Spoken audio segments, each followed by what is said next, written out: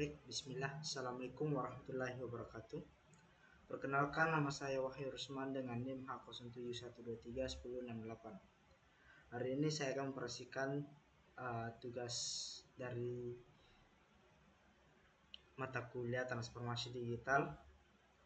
Saya berasal dari Prodi Sistem Informasi, Departemen Matematika, Fakultas Matematika dan Ilmu Pengetahuan Alam, Universitas Hasanuddin.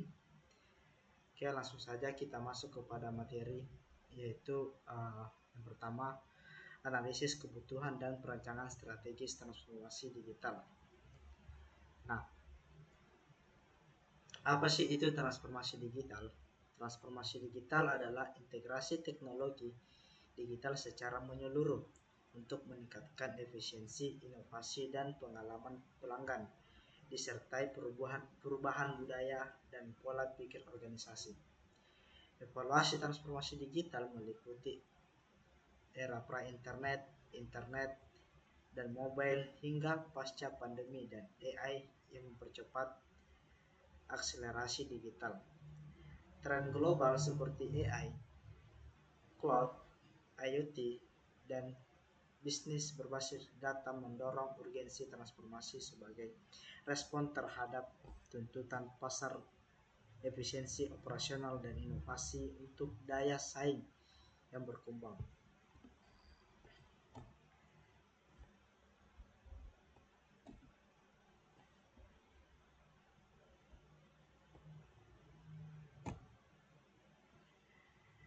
Evaluasi kebutuhan digital dan modal matang digital. Ada 3 tahap yang harus kita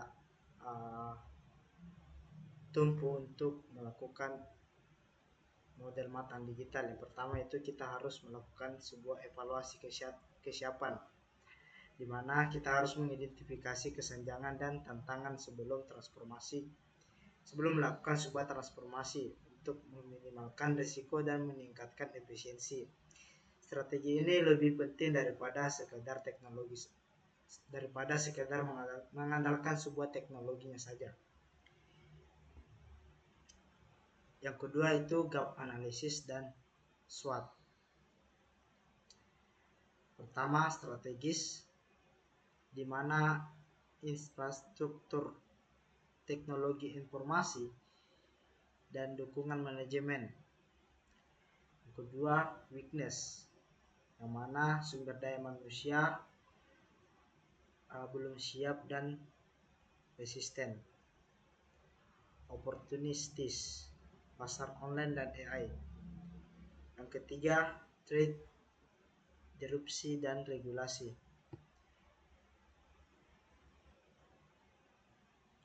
Yang ketiga adalah digital maturity model, yang mana model Capgemini menilai instalasi digital dan transformasi dalam 5 dimensi: pelanggan, operasi, SDM, visi, dan teknologi.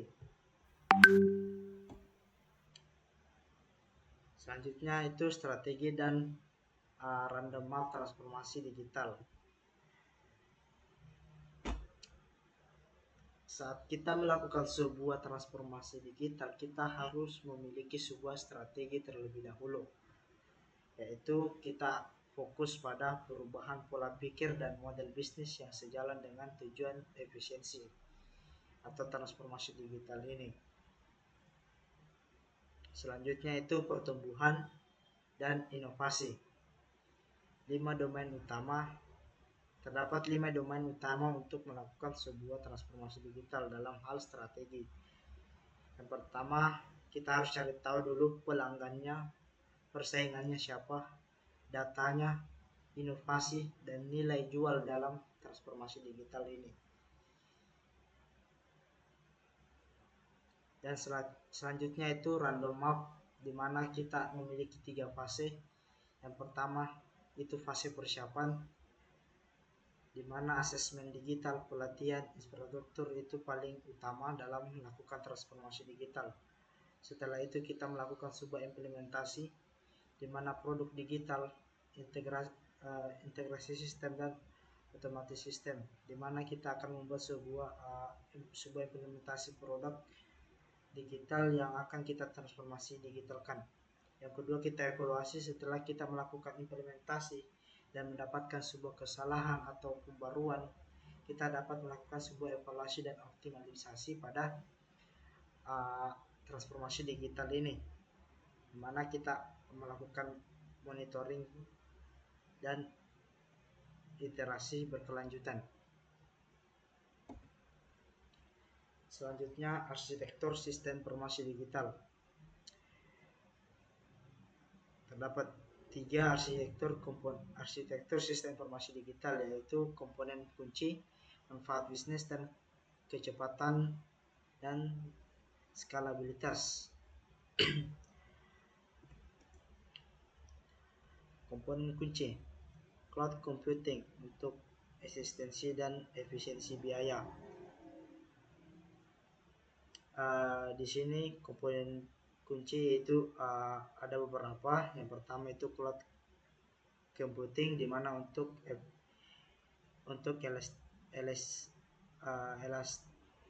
elastisitas dan efisiensi biaya.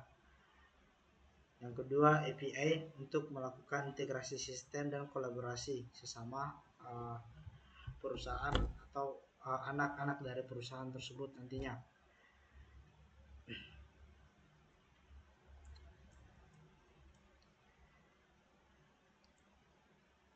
Yang kedua, manfaat bisnis, meningkatkan efisiensi operasional dan mempercepat inovasi. Contohnya, API yang membuka ekosistem seperti integrasi Gojek dan UMKM lainnya.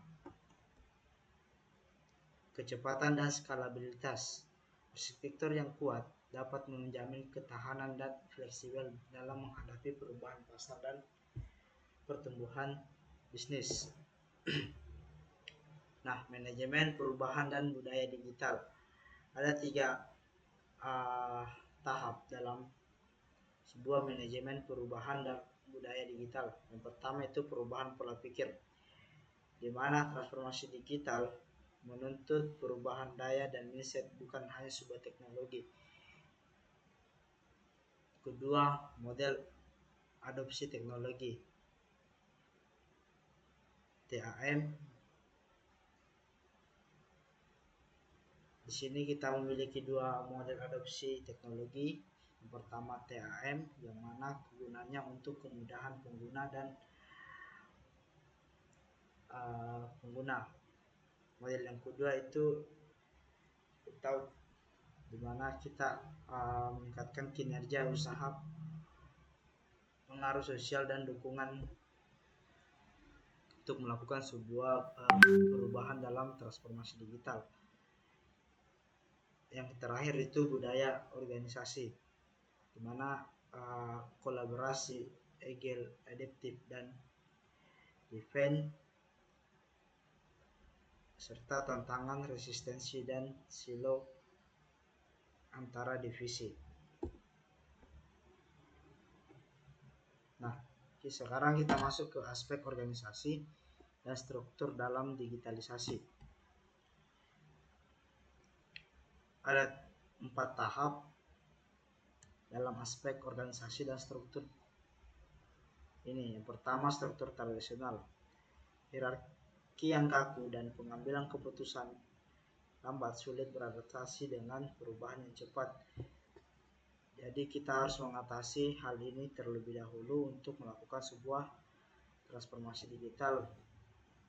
Yang kedua, struktur modern, datar, fleksibel, kolaborasi, lintas fungsi, dan pengambilan keputusan. 3, team force, fungsional dan agile.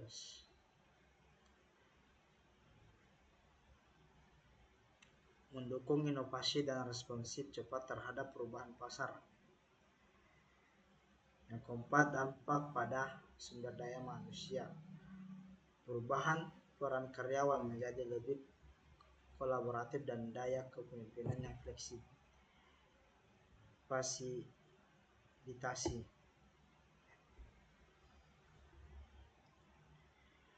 Governance, pendanaan dan modal pembiayaan.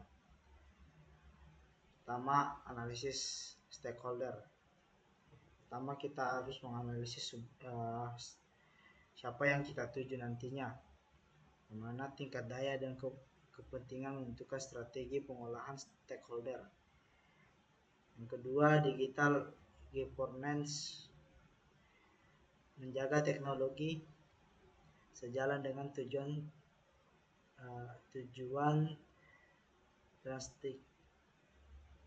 strategis melalui kebijakan, struktur keputusan, dan kontrol risiko. 3. Pembiayaan proyek, internal budget, venture capital, corporate visi, dan public funding. CapEx untuk aset jangka panjang, OPEX untuk pengeluaran operasional. Dampak sistem etika dan manajemen risiko digital. Dampak sosial dan etika, kesenjangan digital memperburuk ketimpangan sosial dan ekosistem. Perlindungan data pribadi penting untuk mencegah penyalahgunaan informasi. Regulasi seperti GDPR dan UU PDP Indonesia bertujuan melindungi privasi, meski tantangan implementasi masih ada.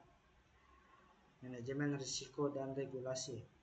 Framework COSO, ERM dan NIST untuk mengolah risiko dan kemampuan cyber.